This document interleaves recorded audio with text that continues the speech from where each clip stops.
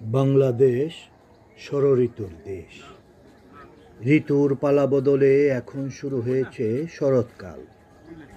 ঋতু অনুসারে ভাদ্র আশ্বিন মাস জুড়েই শরৎকাল থাকবে। নাগরিক কোলাহল আর যাপিত জীবনের নানা ব্যস্ততার মাঝে বেশ গোপনে এসেছে শরৎকাল। এ ঋতু আসেও যেমন চুপিসারে, আবার হারিয়ে যায় বেশ দ্রুতই।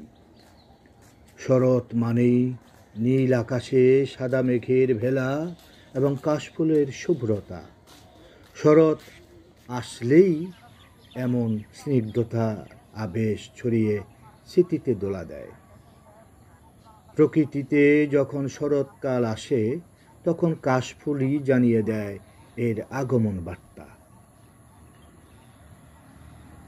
এই ঋতুতে পালকের মতো নরম এবং ধবধবে সাদা রঙের কাশফুল ফোটে।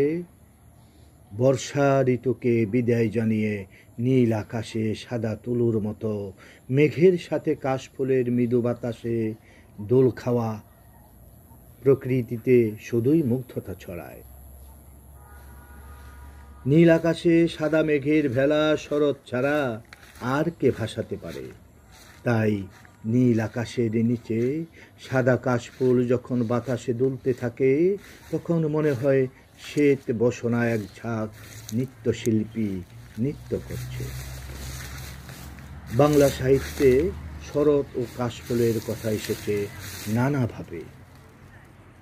শরৎ ও কাশফুলের বন্দনা, তাই তো কবি নজরুল ইসলাম তার কবিতায় কাশফুল মনে সাদা শিহরণ জাগায়। মন বলে কত সুন্দর প্রকৃতি, স্রষ্টার কি অপার সৃষ্টি। রবি ঠাকুরও প্রাচীন গ্রন্থ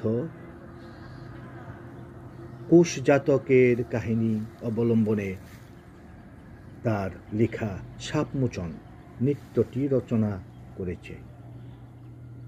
কবি জীবনানন্দ দাশ শরৎকে দেখেছে এভাবে: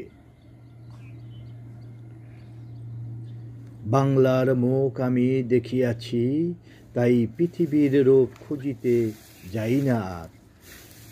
শরতের অপরূপ এই রূপ দেখে মুগ্ধ কবি অবলীলায় পৃথিবীকে আর দেখার প্রয়োজন মনে করেননি।